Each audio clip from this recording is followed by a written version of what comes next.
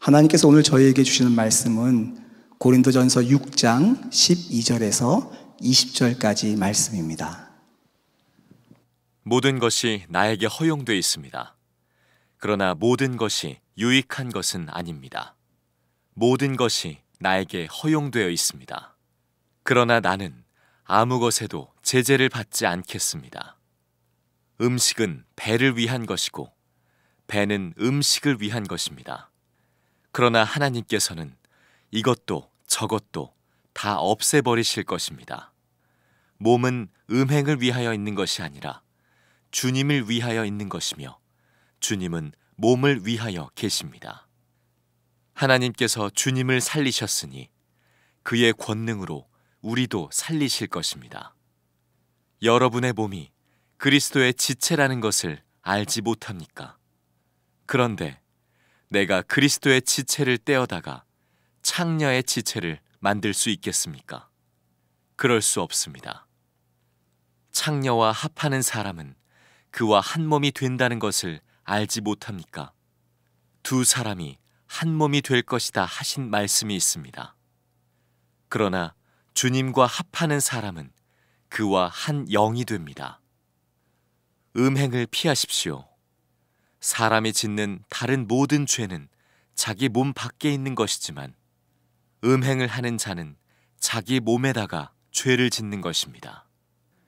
여러분의 몸은 여러분 안에 계신 성령의 성전이라는 것을 알지 못합니까? 여러분은 성령을 하나님으로부터 받아서 모시고 있습니다. 여러분은 여러분 자신의 것이 아닙니다. 여러분은 하나님께서 값을 치르고 사들인 사람입니다. 그러므로 여러분의 몸으로 하나님을 영화롭게 하십시오. 오늘 가정에서 또 처소에서 예배 드리시는 모든 교우들에게 우리 주님의 놀라운 사랑, 또 여러분의 주님을 향한 사랑이 함께 만나는 은혜로운 예배가 되기를 축복합니다. 오늘은 함께 모일 수 없지만 속히 우리가 다시 모이게 될 것이라고 기대합니다. 또 그렇게 기도해 주시기를 바랍니다. 그러나 우리가 다시 모이게 될 때 우리가 늘 기도해 오는 것처럼 그저 옛날 모습 그대로 다시 모이기만 해서는 안 될 거라고 생각합니다. 변화되어져서 우리가 만나십시다. 저는 요즘에 개학을 앞두고 있는 학생들 그 심정입니다. 개학이 되고 나면 아이들이 숙제를 가지고 학교로 가게 되잖아요. 우리도 다시 모이게 됐을 때 하나님 앞에 정말 변화된 새로운 모습으로 모일 수 있어야 지금의 이 어려움이 지나고 나면 하나님의 또 다른 은혜의 시간이 될 수 있으리라고 믿습니다. 우리의 새로운 변화된 모습이라는 것은 하나님의 성전된 자로서 살아가는 겁니다. 우리가 하나님의 성전 되어서 모이자는 건 아닙니다. 이미 우리는 하나님의 성전이 되어 있습니다. 전적인 하나님의 은혜로, 하나님의 성령께서 우리 안에 거하심으로 우리가 예수 믿으면 다 하나님의 성전이 되었습니다. 문제는 하나님의 성전답게 살지 못하는 것입니다. 하나님의 성전답게 살지 못하기 때문에 예수를 믿어도 예수 믿는 진정한 기쁨과 은혜를 누리지 못하고 예수 믿는 사람으로서의 삶의 열매가 없는 겁니다. 바로 그 문제가 고린도 교회의 문제였습니다. 사도 바울은 고린도 교회 고린도전서 3장에서 우리가 하나님의 성전인 것, 하나님의 성령이 우리 안에 거하시는 것에 대한 말씀을 하셨습니다. 그 이유는 그들이 그것을 모르기 때문에 교회 안에서 교인들 사이에 서로 판단하고 파가 나뉘어서 싸웠습니다. 그게 얼마나 무서운 것인지를 몰랐기 때문입니다. 그래서 사도 바울이 고린도전서 3장 16절 17절에서 이 말씀을 합니다. 여러분은 하나님의 성전이며 하나님의 성령이 여러분 안에 거하신다는 것을 알지 못합니까?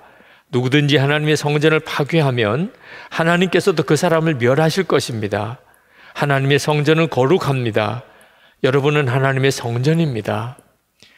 우리가 하나님의 성전인 것을 알지 못하면 우리가 교인들끼리 서로 싸우는 것이 성전을 파괴하는 것인 줄을 전혀 깨닫지 못하게 됩니다. 여러분, 우리가 다시 모여서 서로 교인들 사이에 판단하고 또 서로 미워하고 서로 갈등하고 서로 싸우는 일을 만약에 하게 된다면 우리가 다시 모여서 하나님께 무슨 영광이 되겠습니까? 그러므로 이 일은 우리에게 매우 중요한 것입니다. 우리가 다시 모였을 때는 이제는 정말 마음까지 하나 된 그런 공동체가 이루어지는 역사가, 그렇게 우리가 기도했던 그 일이 우리 교회 안에 온전히 이루어져야 하겠습니다.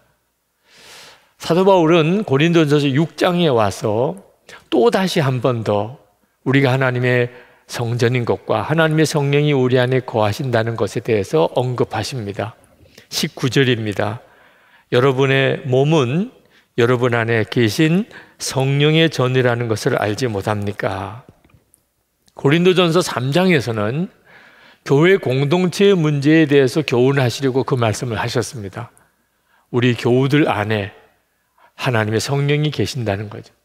그러나 고린도전서 6장에서는 개인적으로 하나님 앞에서 우리가 얼마나 경건한 삶을 살아야 되는지에 대해서 교훈하면서 이 말씀을 하셨습니다. 개인적으로 우리 안에 하나님의 성령이 거하신다는 거죠. 고린도시는 대단히 음란한 도시였습니다. 그러나 문제는 고린도 교회 교인들조차도 그런 음란한 일을 완전히 청산하지 않고 있었다는 겁니다. 그들 나름대로의 주장이 있었습니다.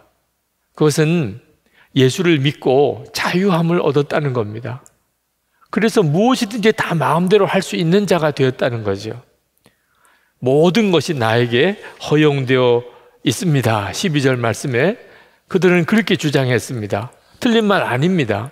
예수님을 믿으면 우리는 율법에서 자유함을 얻고 죄의 종로를 하던 데서 자유함을 얻습니다. 그것은 예수 믿은 엄청나고 놀라운 축복입니다. 예수님께서도 요한복음 8장 31절 32절에서 너희가 내 말에 거하면 참으로 내 제자가 되고 진리를 알지니 진리가 너희를 자유롭게 하리라 하고 말씀하셨습니다. 이 자유는 하나님께서 우리 인간을 창조하실 때 주셨던 것입니다. 그런데 이 자유는 사실 대단히 위험한 것이기도 합니다. 왜냐하면 정말 마음대로니까요. 심지어 하나님을 배신하는 일까지 할 수도 있는 것이 자유입니다. C.S. 루이스가 이 자유에 대해서 이렇게 말했습니다. 하나님께서 인생을 창조하실 때 가장 어려운 것은 아마 자유를 부여하는 일이었을 것이다. 왜냐하면 그 자유는 자기를 만든 하나님마저 배반할 수 있어야 하기 때문이다 라고 말했습니다. 자, 하나님께서는 이런 자유를 왜 인간에게 주신 것일까요? 그것은 하나님 자신이 자유의 속성을 가지고 계신 분이기 때문에 그렇습니다. 하나님은 사람을 당신의 형상대로 지으셨습니다. 그러니 사람에게 자유를 주신 거죠. 여러분, 만약에 우리가 자유가 없다면, 그래서 하나님의 뜻대로만 살아야 되는 그런 존재라면 죄 짓는 일도 없겠지요.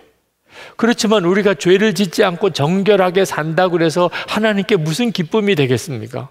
그렇게밖에 살 수 없는 존재인데, 우리가 원수도 사랑하게 되었다고 해서 하나님이 그것으로 인해서 기쁘시겠습니까? 그렇게밖에 살 수 없는 존재라면 그게 무슨 하나님께 기쁨이 되겠습니까? 그래서 하나님께서 아담과 하와에게 자유를 주신 겁니다. 무엇이든지 다 마음대로 하라는. 그러나 하나님을 경외하는 증거로 선악과 하나만큼은 먹지 말라고 하셨습니다.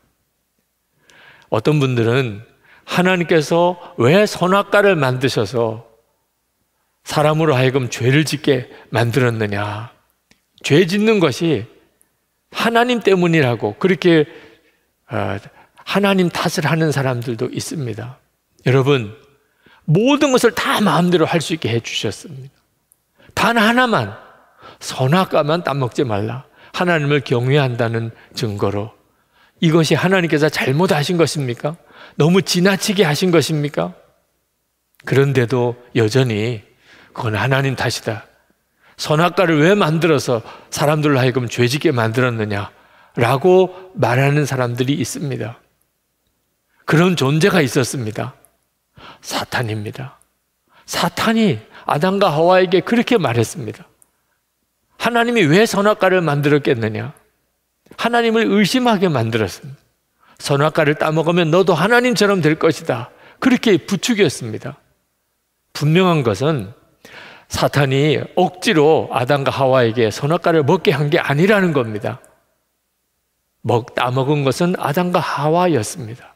그들은 자유로운 사람이었기 때문에. 그러나 그 결과는 무서웠습니다. 그들은 모든 자유를 다 잃어버렸습니다. 그리고 마귀의 종이 되었고 죄의 종노릇하며 살 수밖에 없게 되었습니다. 그때 하나님께서 그 자유를 잃어버리고 마귀의 종노릇하는 우리 인간을 구원하시려고 예수님을 십자가에 못 박게 하시고 그리고 우리에게 다시 자유를 주셨습니다. 로마서 6장 6절입니다. 우리가 알거니와 우리의 옛사람이 예수와 함께 십자가에 못 박힌 것은 죄의 몸이 죽어 다시는 우리가 죄에게 종노릇하지 아니하려 함이니. 여러분, 우리는 자유를 얻었습니다. 그러나 예수님은 십자가에 죽으셨습니다. 그러므로 우리가 무엇이든지 다 마음대로 할 수 있지만 모든 것이 다 우리에게 유익한 것이 아닙니다. 그래서 12절에 사도 바울이 말했습니다. 모든 것이 허용되어 있지만 모든 것이 유익한 것은 아니라 라고 말씀한 겁니다. 우리는 이 자유를 정말 잘 사용해야 됩니다. 만약에 우리가 이 자유를 가지고 다시 죄와 마귀의 종노릇하면 예수님이 십자가에 지신 것은 어떻게 되는 것입니까? 우리가 다시 음행을 하라고, 우리가 다시 죄 지으라고 예수님이 십자가에 죽으셨겠습니까? 우리 몸은 소중한 겁니다. 먹고 입고 마시라고 있는 존재가 아닙니다. 하나님은 우리 몸을 얼마나 소중하게 여기는지 모릅니다. 그래서 하나님의 성전을 삼으신 겁니다. 예수님이 재림에 오실 때 우리의 몸은 부활의 몸으로 다시 일어나게 될 것입니다. 13절, 14절에 이렇게 말씀합니다. 몸은 음행을 위하여 있는 것이 아니라 주님을 위하여 있는 것이며 주님은 몸을 위하여 계십니다. 하나님께서 주님을 살리셨으니 그의 권능으로 우리도 살리실 것입니다. 아멘입니다. 예수님은 우리에게 그저 율법과 죄에서 우리를 자유하게 만드실 것뿐만 아니라 우리가 다시는 율법과 죄의 종이 되지 않게 하려고 우리 안에 오셨습니다. 성령으로 우리 안에 오신 겁니다. 이건 정말 놀라운 일이죠. 그래서 우리가 예수님과 한 몸이 된 겁니다. 이처럼 예수님과 한 몸이 되었는데 음행을 할 수가 있겠습니까? 우리가 다시 음행을 하게 되면 음란의 종이 됩니다. 우리가 창녀에게 가면 창녀와 한 몸이 되는 겁니다. 15절, 16절 말씀에 이렇게 말씀했습니다. 여러분의 몸이 그리스도의 지체라는 것을 알지 못합니까? 그런데 내가 그리스도의 지체를 떼어다가 창녀의 지체를 만들 수 있겠습니까? 그럴 수 없습니다. 창녀와 합하는 사람은 그와 한 몸이 된다는 것을 알지 못합니까? 두 사람이 한 몸이 될 것이라 하신 말씀이 있습니다. 사도 바울은 음행하는 것을 자기 몸에다가 죄를 짓는 것이라고 그렇게 말씀했습니다. 18절에 음행을 피하십시오. 사람이 짓는 다른 모든 죄는 자기 몸 밖에 있는 것이지만 음행을 하는 자는 자기 몸에다가 죄를 짓는 것입니다. 아니, 자기 몸에다가 죄를 짓는 것이 뭐가 그렇게 심각한 문제입니까? 우리 몸이 우리 것이 아니기 때문입니다. 우리가 하나님의 성전이 된 자입니다. 그러므로 내가 내 몸에다가 죄를 지으면 그것은 예수님의 몸을 더럽히는 것과 같은 것입니다. 이것을 정확히 알지 못하기 때문에 하나님의 성전 되고도 은밀한 죄, 음행을 하는 그런 그리스도인들이 있는 것입니다. 여러분, 어떤 사람이 이 예배당에 와서 여기에 음란한 공연을 하는 일을 벌인다면 아마 우리는 무슨 일이 있어도 막을 것입니다. 어떻게 이 예배당을 음란하게 만들 수 있겠냐 말입니다. 그런데 여러분이 음행을 한다면 여러분은 그런 일을 하는 사람이 되는 것입니다. 우리가 다시 이 예배당에 모여서 예배를 드린다 하더라도 우리가 은밀한 죄를 짓고 사는 사람들이라면 모여서 예배 드리는 것만으로 하나님께서 영광을 받으실 수 있겠습니까? 우리가 아무리 많은 사람이 모여 예배 드린들 그 일이 세상을 변화시킬 수 있겠습니까? 그러므로 우리는 항상 우리 몸이 하나님의 성전인 것을, 하나님의 성령이 우리 안에 거하시는 것을 명심하고 살아야 합니다. 19절 말씀에 여러분의 몸은 여러분 안에 계신 성령의 성전이라는 것을 알지 못합니까? 여러분은 성령을 하나님으로부터 받아서 모시고 있습니다. 여러분은 여러분 자신의 것이 아닙니다. 어떤 사람은 이 말씀을 부담스럽게 생각합니다. 하나님이 내 안에 계시다는 것을 너무 어렵게 생각합니다. 여러분, 몰라서 그렇습니다. 정말 하나님이 주신 엄청난 은혜를 깨닫지 못하니까 이런 어리석은 말과 마음을 가지게 되는 것입니다. 이면수 목사님 2년 6개월 동안 북한 수용소에 갇혀 계시다가 하나님의 기적적인 역사로 석방되신 분, 그분은 요즘 새벽 2시, 3시쯤 일어나신답니다. 그리고는 밤거리를 2시간, 3시간씩 그냥 하염없이 걸으신다는 겁니다. 왜 그러시냐고 물었습니다. 그랬더니 하시는 이야기가 2년 6개월 동안 수용소에서 꼼짝없이 갇혀서 아무런 자유도 없이 한 발자국도 허락 없이는 걸을 수가 없는 그런 생활을 하던 때를 생각해 보니까 걷는다는 게 얼마나 행복한 건지 모르겠다는 겁니다. 그래서 마음껏 자유롭게 계속 걷고 싶으셔서 매일 그렇게 걸으신다는 겁니다. 자유를 진짜 깨달은 사람, 그 자유의 소중함을 깨달은 사람은 모든 것이 다 달리 보입니다. 여러분 중에는 가정생활이 힘들다고 느끼는 분들이 있을 겁니다. 여러분, 그러나 가족들을 조건 없이 마음껏 사랑할 수 있는 자유를 얻었다는 사실을 명심해야 합니다. 직장 나가기 힘들다고 하는 분들도 있습니다. 여러분, 그러나 여러분은 마음껏 일할 수 있는 자유, 함께 일하는 사람을 마음껏 섬길 수 있는 자유를 얻었다는 사실을 명심해야 합니다. 예수님과 동행하는 것이 힘들고 어렵고 부담된다는 분들도 있습니다. 여러분, 예수님이 마음에 오셔서 여러분과 함께 동행할 수 있는, 주님과 동행할 수 있는 자유를 얻었기 때문에 우리가 그 삶을 누리게 된다는 것을 명심해야 합니다. 어떤 사람은 주님의 뜻을 알기 어렵다, 주님만 바라보고 사는 게 너무 힘들다 하시는 분들도 계십니다. 모세가 이스라엘 백성들에게 이렇게 말했습니다. 신명기 30장 11절에 내가 오늘 내게 명령한 이 명령은 내게 어려운 것이 아니요 먼 것도 아니라 14절에 말씀했습니다. 오직 그 말씀이 내게 매우 가까워서 내 입에 있으며 내 마음에 있은즉 내가 이를 행할 수 있느니라.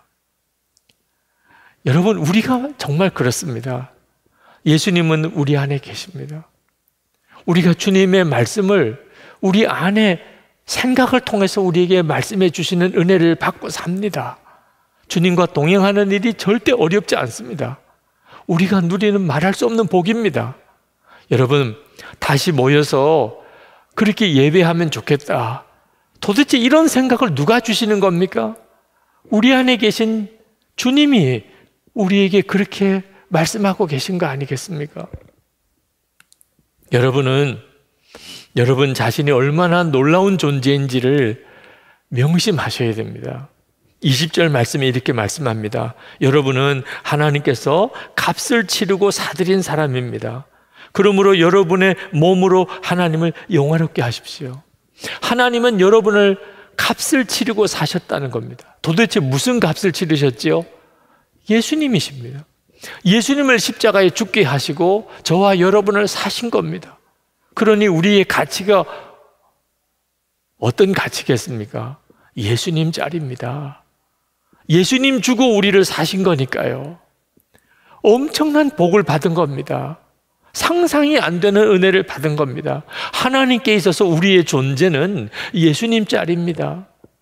우리가 이 사실을 정말 알고 나면 우리의 몸을 하나님을 영화롭게 하는 일에 드리는 일에 조금도 주저할 것이 없습니다.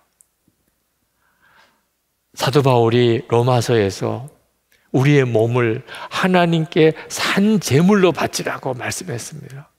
로마서 12장 1절에 형제자매 여러분, 그러므로 나는 하나님의 자비하심을 힘입어 여러분에게 권합니다.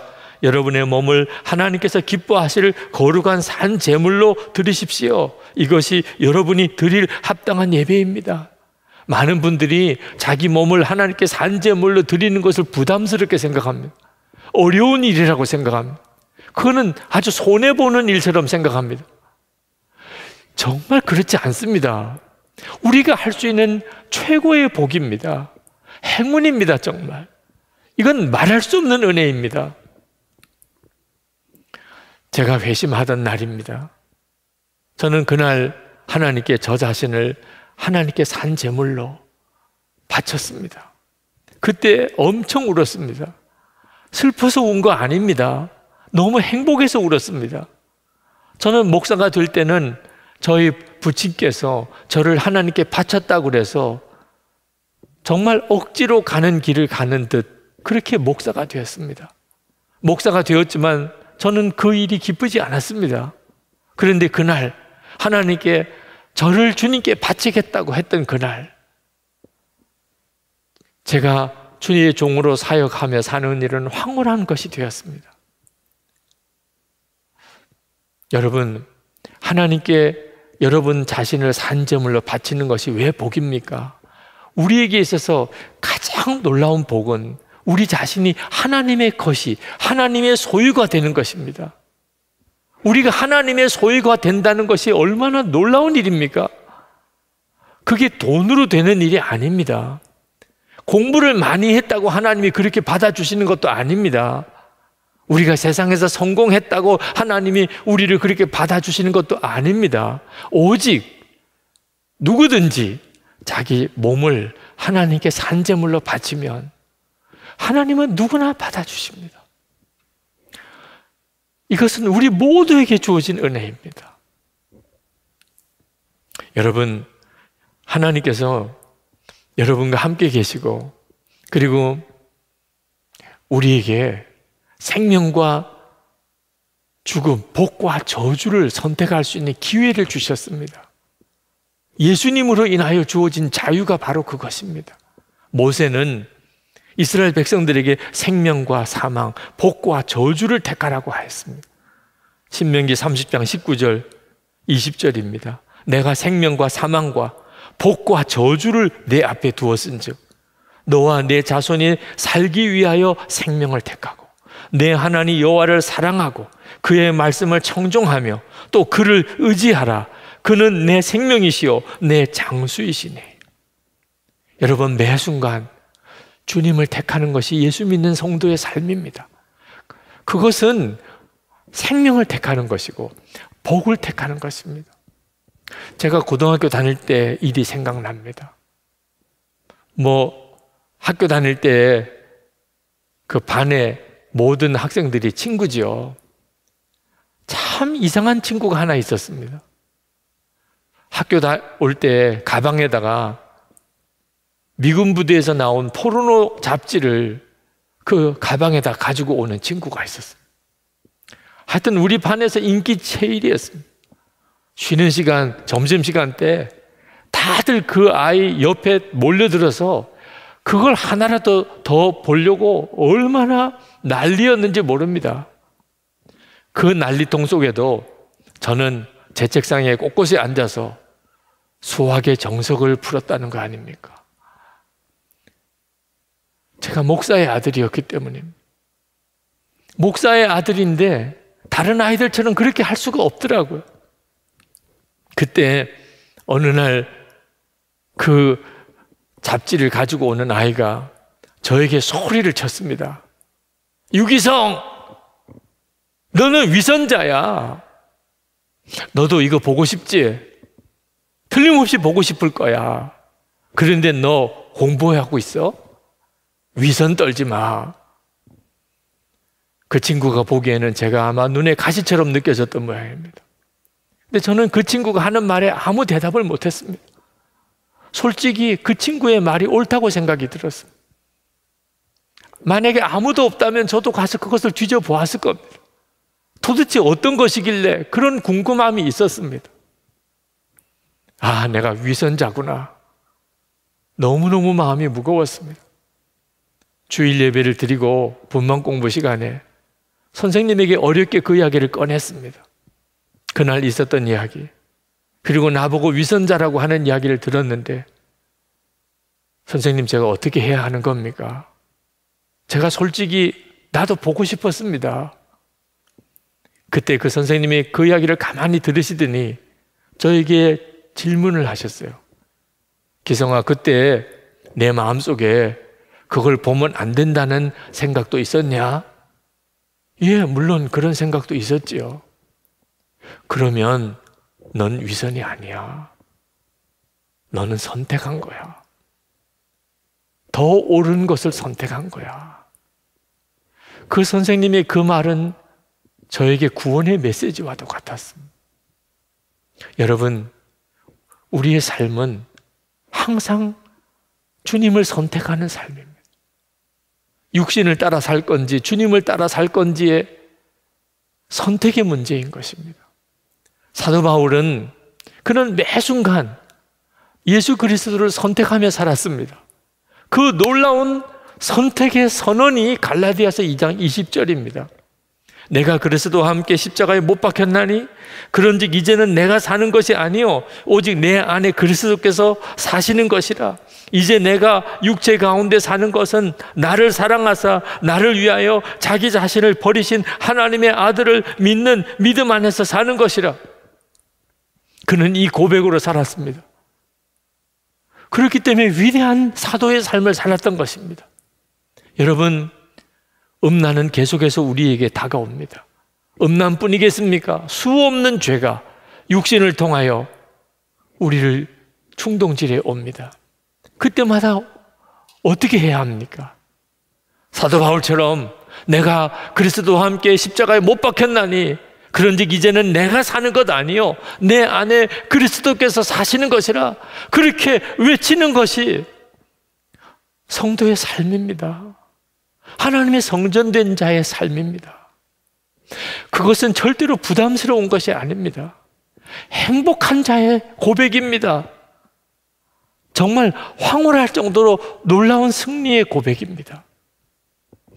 여러분, 주님은 우리가 죄를 안 짓도록 우리를 막아주시지는 않습니다. 자유를 주셨으니까요. 그러나 우리 안에 오셔서 우리를 계속 인도하십니다. 그러므로 우리가 항상 성령님께 주목해야 합니다. 성령님께 귀 기울여야 합니다. 항상 성령님께 도움을 구해야 합니다. 그리고 순종의 걸음을 내디뎌야 합니다. 우리가 그렇게 하면 말할 수 없이 놀라운 능력으로 우리와 함께 하십니다. 여러분, 우리가 다시 모일 때가 곧 옵니다. 그때 우리는 하나님의 성전된 자의 삶을 살면서 모여야 합니다. 그러면 우리 교회는 반드시 새로운 교회가 됩니다. 이전과 비교할 수 없는 역사가 일어나는 교회가 됩니다. 우리 나라를 건져내는 교회, 소금이요 빛으로 세상에서 하나님의 영광을 드러내는 교회가 될 것입니다. 여러분의 가정도 마찬가지가 될 것입니다. 우리의 일터도 그렇게 될 것입니다. 이제 우리 같이 기도하십시다. 하나님의 성전된 자로 살게 하소서. 항상 주의 성령이 내 안에 거하신 것을 주목하고 살게 하소서. 주님께 귀 기울이고 살게 하소서. 그래서 우리가 죄에서 승리하는 자, 그리스도와 한 몸 된 지체된 자로서 그렇게 가정에서, 일터에서, 그렇게 교회에서 살게 해 주옵소서. 같이 기도하겠습니다. 은혜와 사랑이 충만하신 하나님, 놀라우신 하나님의 은혜를 감사하며 찬양하며 하나님의 놀라운 구도 하나님께서 주님 함께 하소서. 주님 우리를 붙들어 주시고 하나님 우리와 옆에 은혜와 사랑이 많으신 하나님, 오늘도 우리의 처소에서 오늘을 떠나지만 우리의 영은 다 함께 주님 앞에 나가 예배를 드리고 예배하는 모든 성도들에게 아버지 주의 성령의 충만함을 부어주시고 다음 주에 다시 모여 하나님께 예배를 주게 되기를 기도합니다. 그러나 다시 모여 예배할 때 우리는 온전히 성령으로 사는 자가 되어 보이게 해주옵소서. 하나님 코로나19 바이러스로 인해 고통당한 이 나라 이 땅을 하나님 전 세계에 확산된 대유행병이 혼란에 빠진 질병을 치료해 주소서. 주님 자들을 은혜와 사랑이 많으신 아버지 하나님, 오늘도 우리의 있는 처소에서, 가정에서 하나님께 주일 예배를 드렸습니다. 비록 몸은 떨어져서 각자 있는 곳에서 예배를 드렸지만 우리의 영은 성령과 함께 주님 앞에 예배 드렸음을 믿습니다. 아버지 하나님, 예배드린 곳곳에 있는 주의 사랑하는 성도들 위해 주의 은혜를 더하시고 보혈로 덮으셔서 성령의 충만함을 주시옵소서. 하나님, 아버지 하나님, 우리가 다시 모여 예배할 수 있는 날이 다음 주일이 되기를 기도합니다. 그러나 하나님, 우리가 그저 다시 모이기만 한 것이 아니고 하나님의 성령으로 온전히 살면서 그렇게 다시 모일 수 있게 되기를 원합니다. 이번 한 주간 우리가 오직 주님의 성령으로 살게 하여 주옵소서. 코로나19 바이러스의 확산으로 고통당하는 이 나라, 이 땅을 고쳐주소서. 세계적인 대유행병으로 선언이 되어서 세계의 모든 나라가 어려움을 겪고 있습니다. 하나님, 주의 긍휼을 우리에게 허락해 주시옵소서.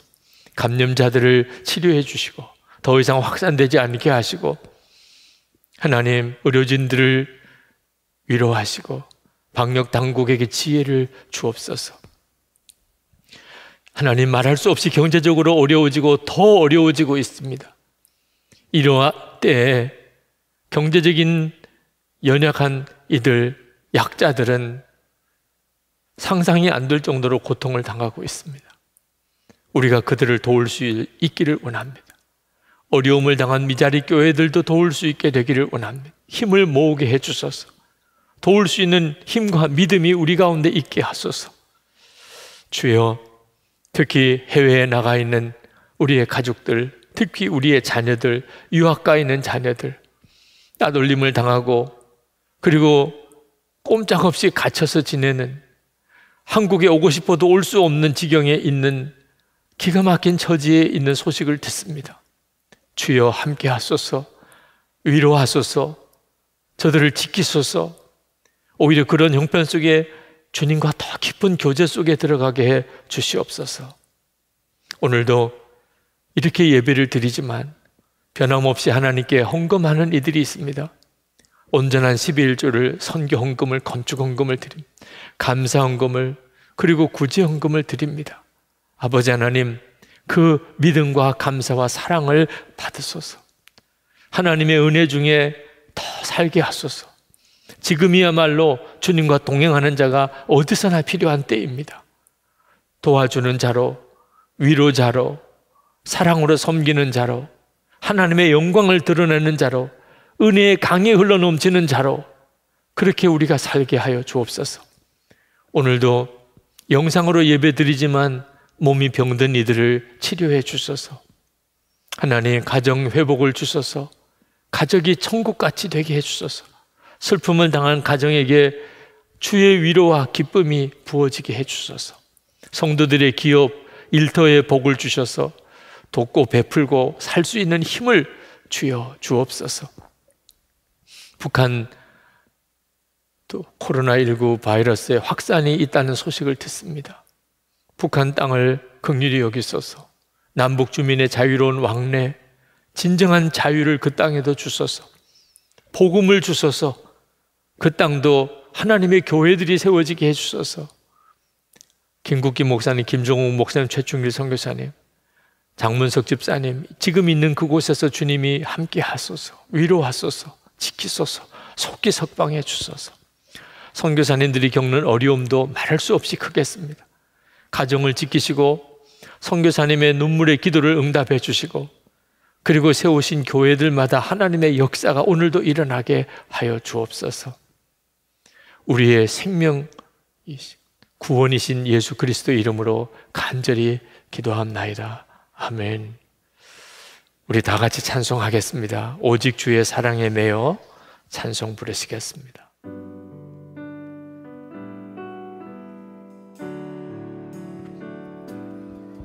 오직 주의 사랑에 매여 내 영 기뻐 노래합니다. 이 소망의 언덕 기쁨의 땅에서 주의 사랑 드립니다. 주의 임재 안에 갇혀 내 영 기뻐 찬양합니다.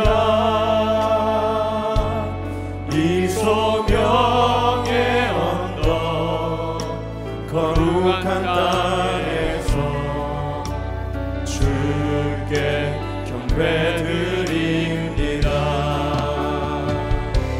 주께서 주신 모든 은혜 나는 말할 수 없네.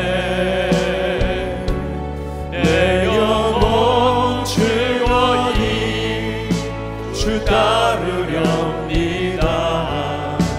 주께 내 삶 드립니다. 주께서 주신 모든 은혜 나는 말할 수 없네. 내 영혼 즐거이 주 따르렵니다. 주께 내 삶 드립니다. 기도하겠습니다. 주 예수님의 은혜와 하나님의 사랑하심과 성령의 교통하심이 지금도 예배하고 있는 곳곳에서 주의 사랑하는 모든 성도들 위해 충만히 함께 하시기를 축원하옵나이다. 아멘.